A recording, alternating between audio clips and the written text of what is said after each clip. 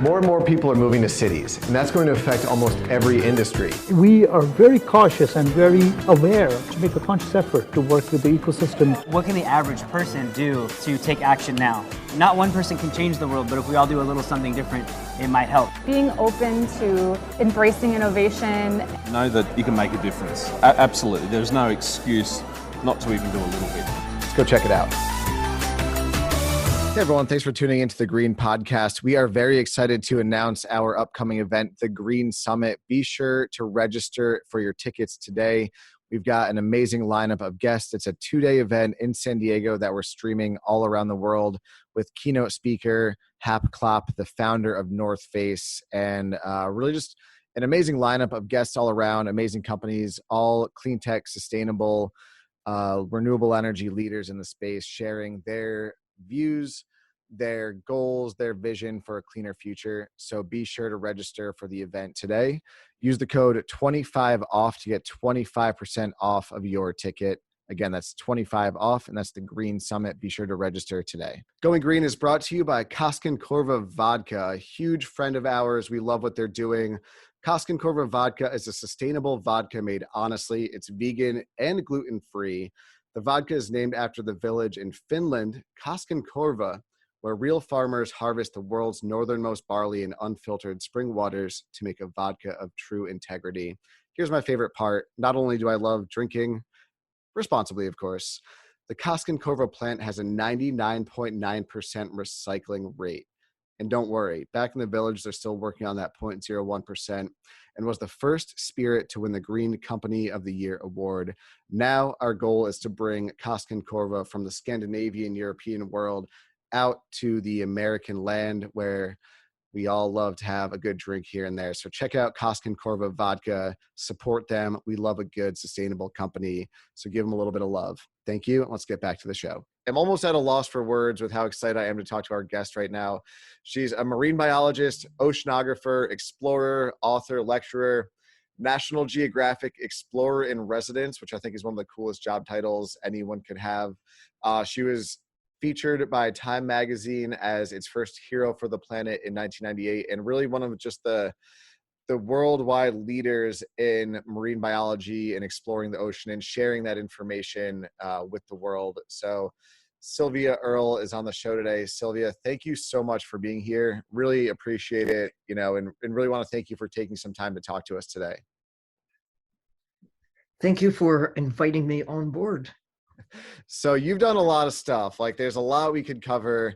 I guess let's start at the very beginning. Like where did you find this passion for the environment, for the ocean, for sustainability, and how did that passion kind of lead you into your career and what you've been working on over the course of your career?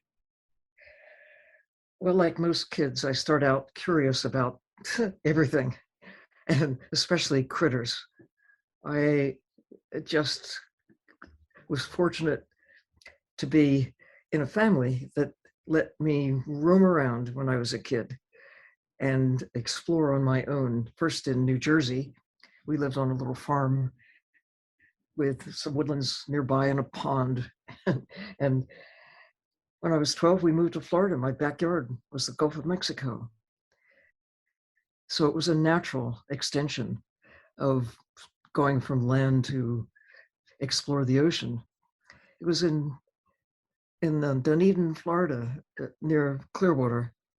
When Clearwater had clear water, things have changed quite a lot since I first had a chance to take the plunge and see the ocean from the bottom up.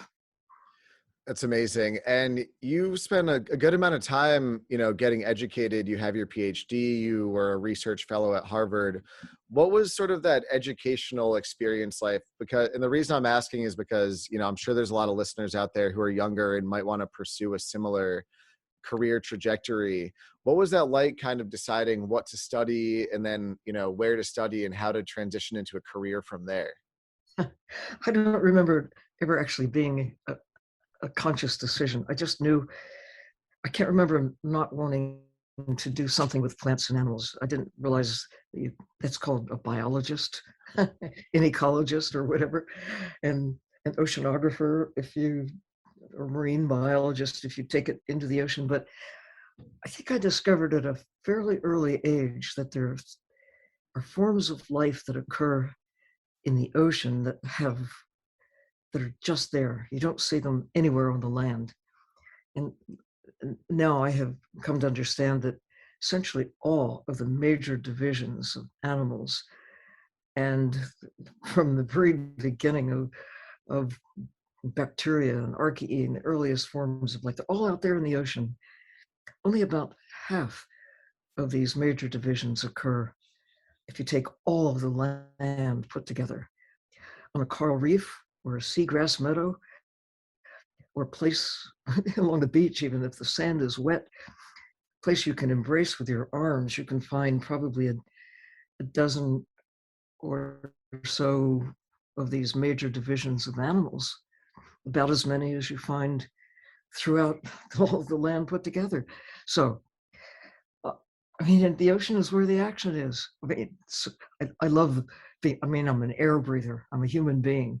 So I love forests and deserts and marshes, any place that I can get to as a terrestrial creature. But having discovered the ocean and seeing the enormous diversity and abundance of life there, it just became the focus for me at a very early age. And I love it all. I love life in all its many extraordinary forms, but getting to see the ocean and knowing that we've seen but a fraction of it right now. We're getting better about mapping the ocean than we were when I was a kid, but even so, only about 15% has been mapped with the same accuracy that we have for the land or for the moon or Mars or Jupiter. This planet is still largely unmapped in terms of what is the configuration of the sea floor, of the land beneath the bottom of the ocean. There's a project now underway to try to fix that, to resolve that. And there's major institutions are coming together to say by 2030, we really want to have a pretty good map of what the terrain is like for the whole planet. And meanwhile, other projects are underway for the next 10 years to explore from the bottom to the surface. That's really the ocean. The ocean is not the bottom or the top, it's that space in between that is still largely unexplored. Yeah, and you mentioned one thing that really kind of was interesting before as we were kind of talking, the average scuba diver can only go down, so far, but I think you said, like maybe 100, 200 feet down to like maybe 1,000 or so max, but really, the average depth of the ocean is, I think you said 2 miles. Yeah, a little bit more, 2.5 miles.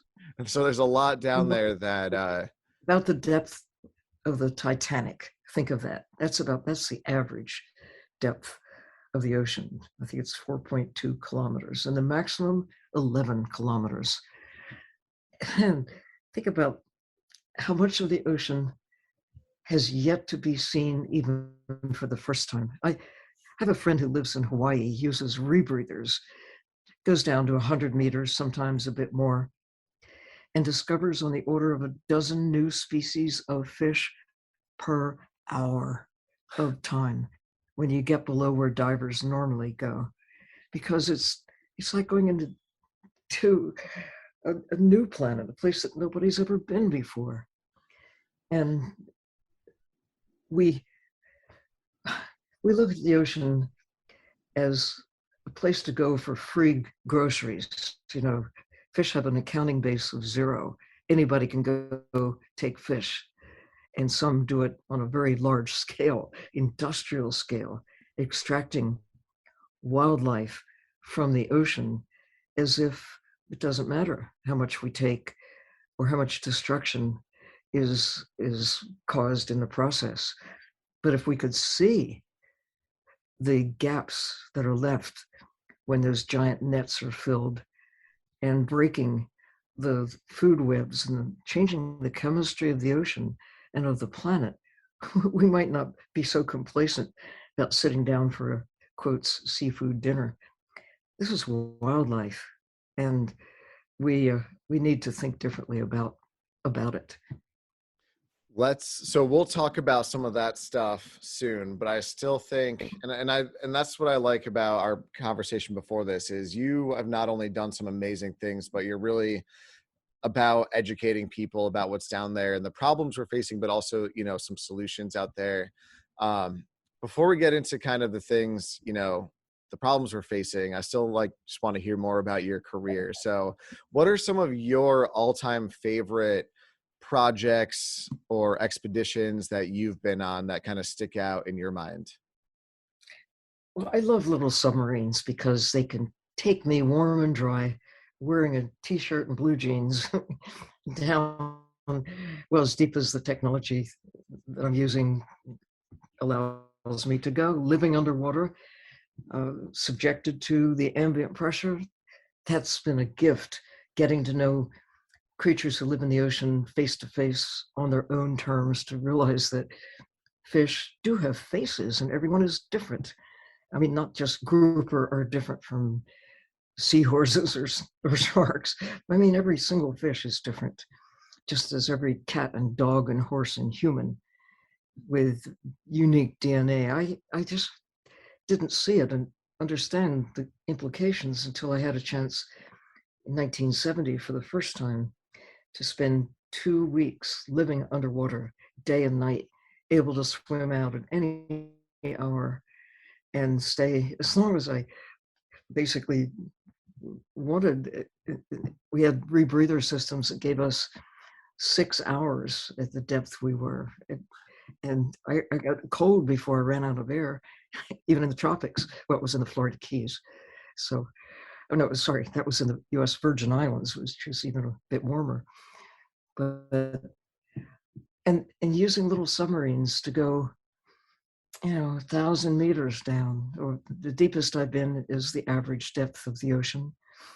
Using a Japanese submersible, the Shinkai, 6,500 in the Nankai Trough of the coast of Japan.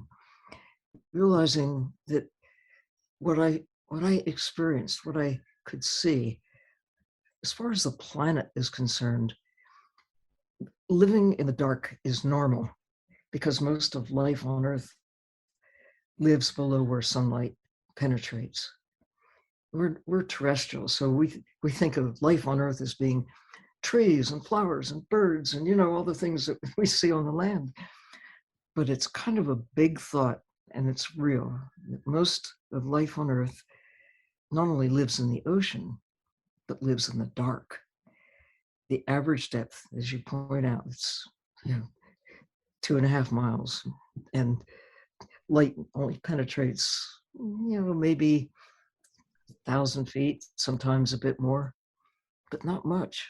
It's well, and it's mostly cold when you get below about 1,000 feet around the world. It's the deeper you go, the less we know, but the more new discoveries we find.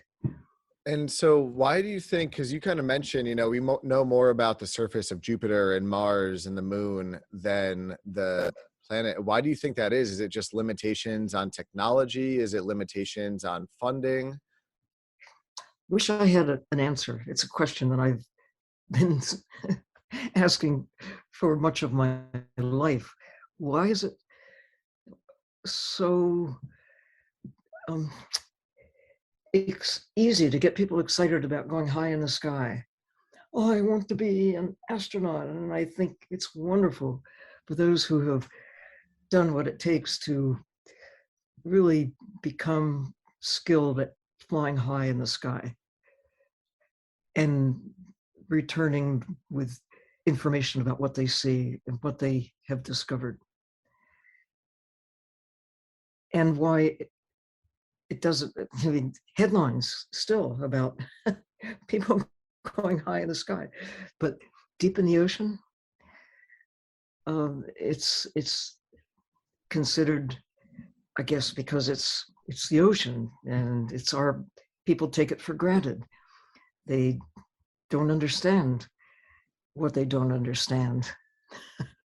And I think the biggest discovery, perhaps, about the ocean in the 20th century was the magnitude of our ignorance.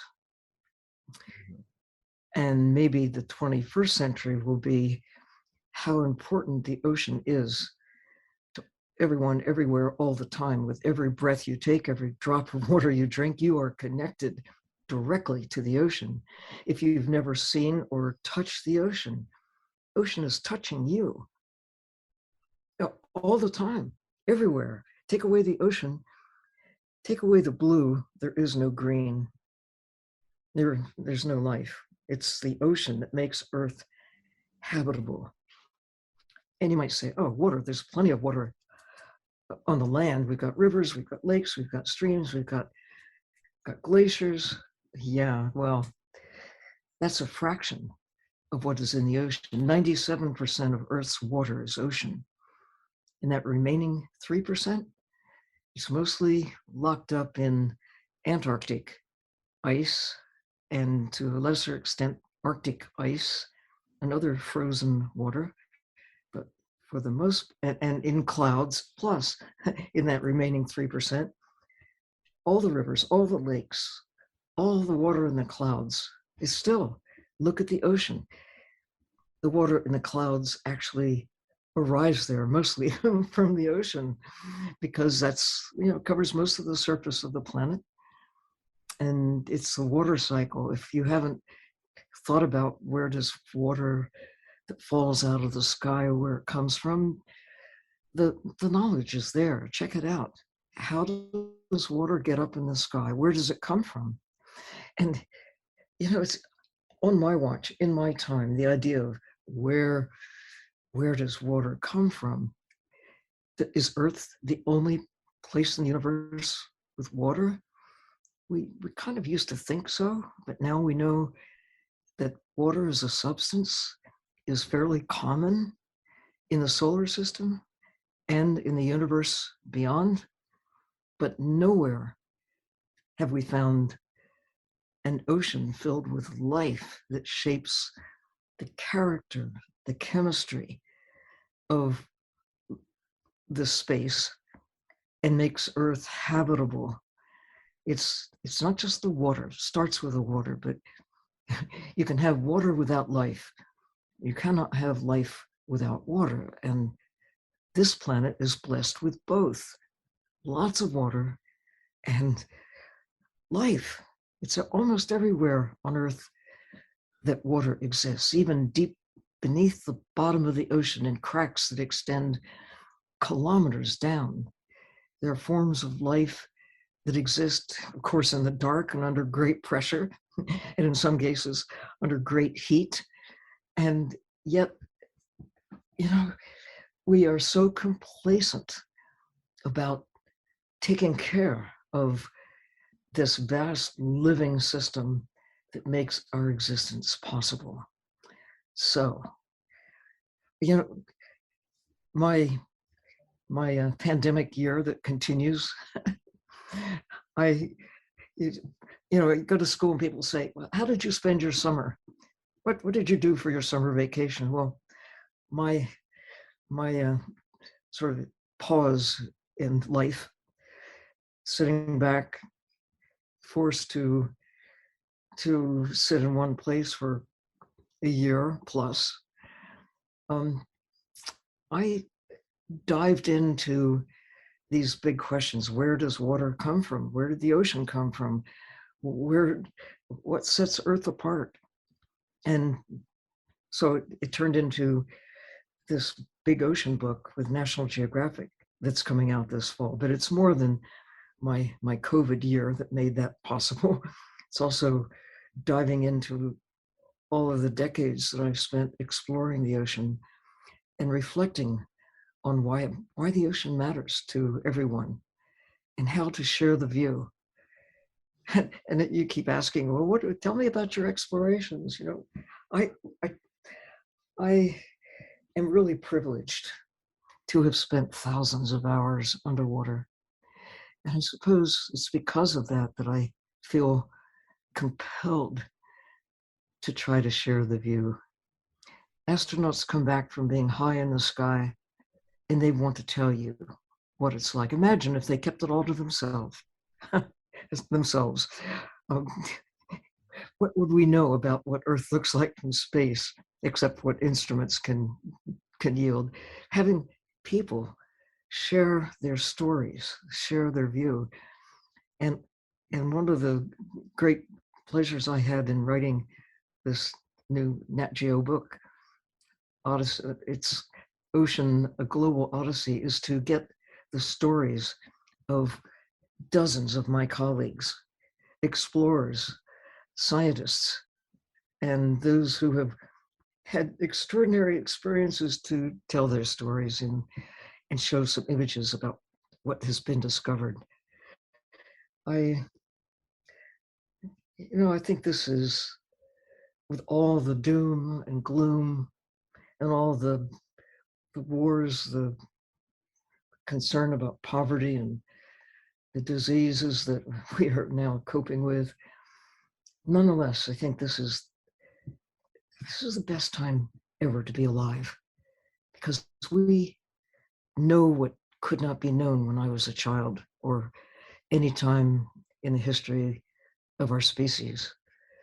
We have the superpower of knowing what could not be known before and communicating it. You're part of that. And you're now also a diver, which I love. I want to know what you think about what it's like to be underwater.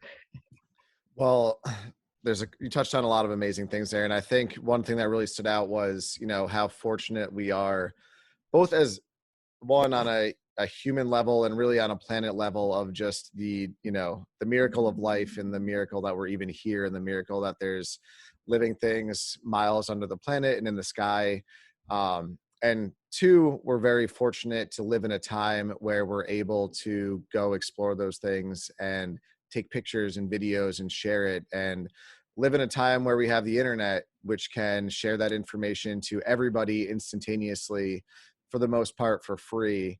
I feel in a similar way very blessed, just from my childhood to working in the media, to having kind of this moment of seeing these things all coming together and wanting to use media and communications to talk to people like you and share their story, with our audience and with the world. And so I feel very fortunate and blessed right now just to be having this conversation, because, your career has been amazing. And I feel fortunate to have my career kind of cross paths with you and share that. So it's very exciting to be able to do that. And I'm sure, even just having this conversation, our audience will really appreciate it and take a lot from this. And it's just it's a moment of like, man, a lot of things are coming together. And it's also a kind of weird, tough, hard time, because we're facing a lot of problems, and we're really kind of understanding that as a whole society as well, because 100 years ago, 50 years ago, we might not have had the technology to understand the effects of what we're doing and how that impacts our climate. We can understand that now, and we can also share that information with everybody in the planet. I don't even think maybe 10, 20 years ago, we could have done that. And it's tough because you get this information and it's a lot to swallow. You see it in the news and it's like, we're all screwed. There's forest fires, the ocean is warming up, and it is tough because people have to get that education and understand it's a problem. But at the same time, we can use those same tools to educate people about what we can all do to hopefully solve that problem. So it's a very crazy time we live in. And I was just in Cancun, near the Yucatan Peninsula, to travel. And while I was there, normally it's turquoise blue, beautiful waters. And I was looking forward to going scuba diving there. And just due to basically the effects of climate change, I don't really know the exact science behind it, but all of this algae and seaweed died and rose up. And so normally the turquoise blue waters were kind of like mucky brown. And I think, you probably see the effects of climate change much more because you're in the thick of it. But that was really the first time I physically saw the effects of climate change and what's happening, because I'd been there a month earlier and it was beautiful waters, and I was back. And so we're really starting to see in a touchable way, what's happening and going on right now. So I really appreciate your understanding of the importance of educating people and using communications and technology to do that.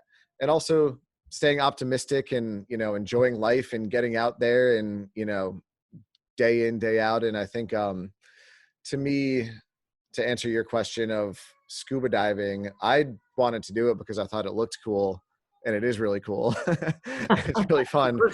Everybody should dive in. 100%, everybody should, but really, it's getting out there, kind of like you mentioned, in just, sorry, fire truck is going by, into this whole other universe that's so close to us. It's right there. I'm based in San Diego, California, so I can see the ocean right now, and just getting 10, 15, 20, 30 feet underwater, it's a literally completely different universe, and it's really exciting to see. So I can only imagine going down 1,000 feet in a submarine must be a pretty amazing experience. Again, I wish everybody will have a chance in the not too distant future to realize that dream. And why stop at 1,000 feet? After all, think of how many people have right this minute are up high in the sky, even during the current sort of shutdown era. But the number of people who have been to the deepest part of the ocean, 7 miles down, about the same number of people who have walked on the moon. So it's ridiculous to know that we have the capacity to do so much and to be doing so little in terms of embracing the ocean with that sense of wonder and curiosity and respect. We must take care of the ocean because, as if our lives depend on it, because they do. If we continue trashing the ocean with what we're putting into it and dismembering the nature of the ocean through the large scale extraction of wildlife, what we're taking out of the ocean, what we've already caused is a decline that is accelerating. But what gives me a lift is when people begin doing for the ocean what was done for the first time proactively early in the 20th century for the land, that is to establish protection, parks, reserves, places that are sacred. You say, we really need these places because we don't know how to put them back together again once they're gone. How do you restore 1,000-year-old redwood trees, for example? Well, maybe in 1,000 years, but even so, you don't put these places back together again. They always be, they might recover, but they'll take a different trajectory and recover to some other new kind of system. But when the ocean similarly is embraced with care, you can see the positive impact. And it's a newer concept than protecting the land. It's only in the 1970s. First, Australia and the United States began with some idea of ocean protection, and it's beginning to scale up with a goal of maybe 30% of the ocean fully protected, where even the fish are safe, and the lobsters and the oysters and the clams. By 2030, 10 years, to go from where we are today, we're about 3% highly protected, including parts of our own national marine sanctuary system in this country, but other countries, such as the little island country of Palau, they've taken 80% of their entire exclusive economic zone, where even the sharks and the tunas and other creatures have safe passage. And or you can look at the ocean and say, with a sense of despair, half of the coral reefs are gone, or they're in a state of sharp decline, such as what you've witnessed in Cancun. and mostly in the Gulf of Mexico and the Caribbean. It's closer to 90% of those coral reefs that were around when I was a kid and started to explore the ocean in the 1950s. I mean, just a small number, especially places like the south coast of Cuba, where protection has been in place and enforced. And it's like diving 50 years ago to go diving there. But most of what I knew as a child just doesn't exist anymore. It's a different planet. Mm-hmm. But knowing that we have the power to destroy, we also have the power to restore. And largely it's the power of restraint. You say, I'm going to leave the grouper alone. I'm just going to let grouper be grouper. Or in some cases, let the oysters be oysters instead of taking every last one for that delicious oyster Rockefeller or whatever.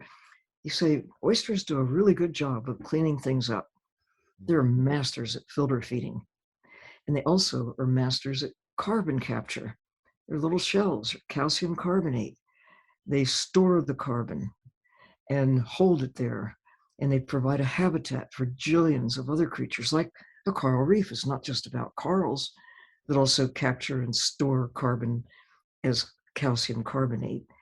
But they are home and provide safe havens for just such an enormous variety of other creatures. You know, why I think of this as the sweet spot in time, it is about knowing we've got problems. It's knowing that superpower, it is a superpower. I mean, there are smart animals other than humans. I think about elephants, think about whales and dolphins, think about cats and dogs and horses. I know some pretty smart fish. You really do.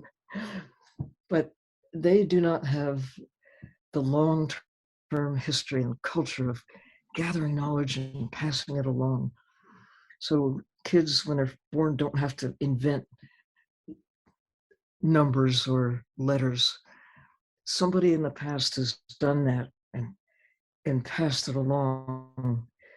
And those kids of today are surrounded by the distillation of all preceding history. It's like a gift from all previous time or predecessors who say, okay, here is what it's going to take to go from where we are to have an enduring place, a better world than what we now have, a safer world, more peaceful world. We've got all of the ingredients to make that happen. When I was a kid, we still thought the ocean was just a place to put things that you wanted to get rid of and a place to take whatever you wanted as free goods. Nobody thought that we could cause the ocean to fail. It's crazy how we got here, honestly. But it's also, again, good that we're realizing that, now we can ideally switch things up. Tell us about the book that's coming out. Say again, I'm sorry. Tell us a little bit about your book that you have coming out. So it's this book, a reflection on where we are early in the 21st century, drawing on knowledge that goes back to the beginning of exploring the ocean and trying to put it together for myself and for everyone else. I think particularly the kids who are coming along who might be interested in wanting to know some of the big questions like, where did the ocean come from? Where does water come from? What is water anyway? And then to look at life in the ocean. One of the things I like about the book that National Geographic has made it possible for me to dive into is to do a centerfold of gorgeous creatures who live in the sea. It's really a panorama of life on Earth, because basically the categories of life that are only found in the ocean, nowhere on the land or anywhere else in the universe, as far as we know, like the echinoderms, starfish and their relatives. No freshwater representations, nothing on the land, anything like a sea urchin or a starfish or sea cucumber. It's just in the ocean. They've got plenty of them. Oh my goodness, there's so many variations on the theme of those creatures, and then all the others as well. It's a celebration. And finally, I guess, the conversation such as we're having here, with a look at how the ocean affects everyone, everywhere, all the time, and also how we as humans, wherever we are, affect the ocean all the time through our actions, our decisions, our choices, one way or the other, what we choose to do or fail to do. It comes down to every individual making a difference, times now almost 8 billion. It's an accelerated difference. And it cuts both ways. We have the power, if we work together, to shift from decline to recovery. There are more whales today than when I was a child, because our attitude about whales changed, including about what is a whale worth. It used to be measured in terms of barrels of oil, pounds of meat, basically in terms of money. And the same is true with many other forms of ocean wildlife. We're beginning to shift. What's a coral reef worth? It used to be, it's just in the way of a housing development. So you just, crash over, fill in a coral reef because it better suits our purposes if you turn it into a shopping mall or a parking lot or housing development with marshes and coastal mangroves. The whole coastal areas around the world have been transformed because of for one reason or another. Humans think it serves our purposes better if we quotes develop it. But now we look back and say, if only we knew 50 years ago what we now know about the value of mangroves, of seagrass meadows, of marshes for carbon capture and oxygen generation. We've taken those as free goods. We don't think about what it would take if we had to make the air that we breathe, and it happens naturally, our built-in life support system. But we are now seeing a decline of the mechanisms that keep us safe on this planet that is unique in the universe, that we have to first and foremost take care of the systems that make our existence possible. And right now, you can hear the alarm about climate change, but it's not just climate change, it's chemistry change. We're just disrupting those natural living systems that make our existence possible. So protecting nature is not a luxury. It's not a nice thing to do. It's a necessary thing to do so that we can have art and music and all the pleasures that we think of as special to a human being.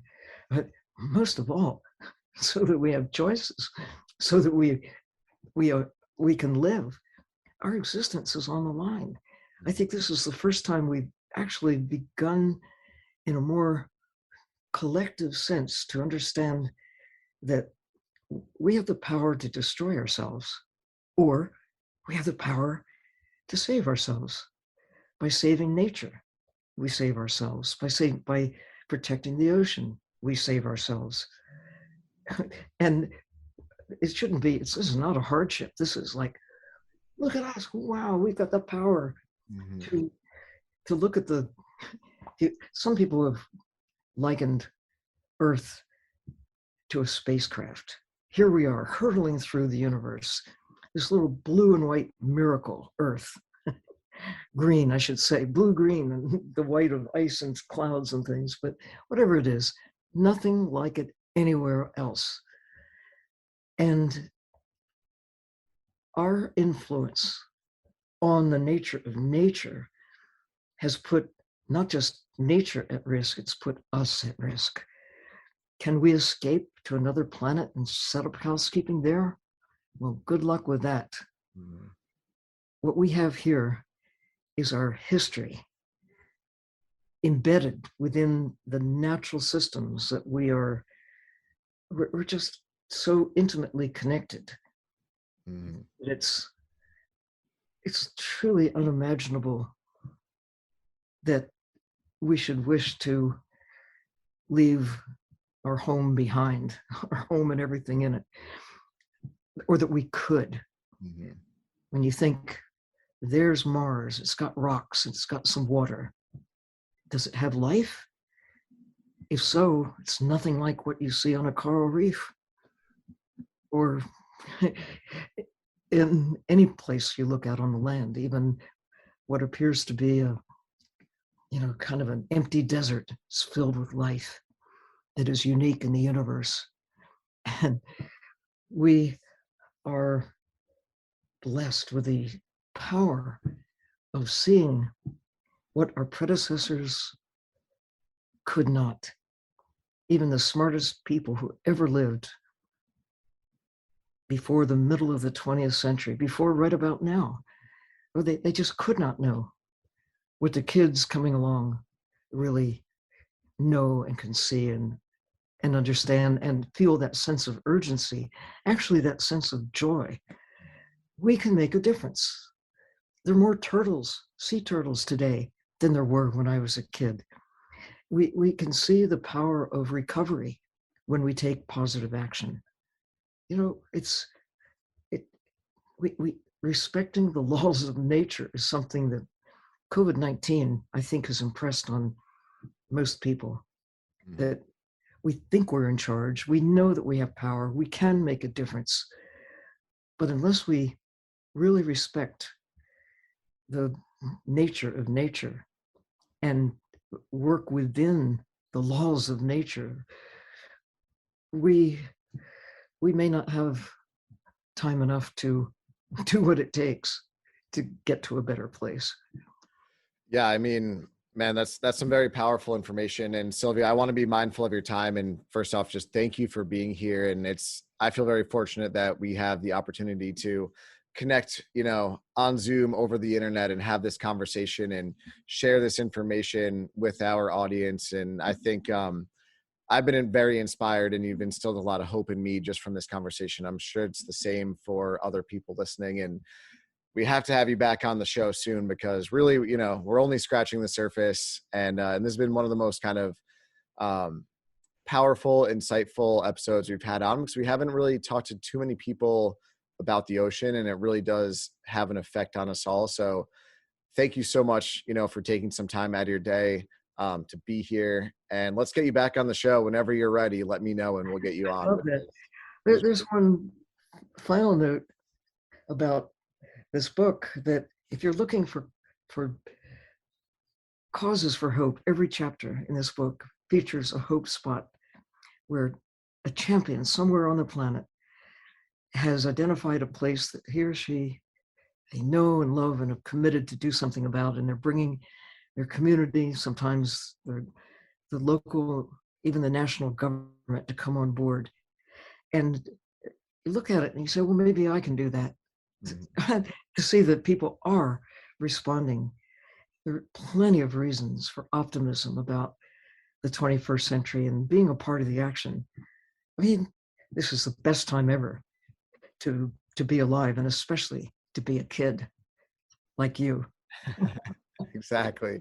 Thank you so much. And to everyone tuning in, watching, listening, thank you for supporting the Green Podcast, green.org. Our goal is to bring on leaders, experts, scientists like Sylvia to share information, their knowledge, and inspire us and give us a little bit of hope and some action items that we can take away. And I think this was a very powerful episode that did that. So thank you for tuning in. Stay tuned for future episodes, hopefully, and I'm sure you'll be seeing Sylvia on again in the future.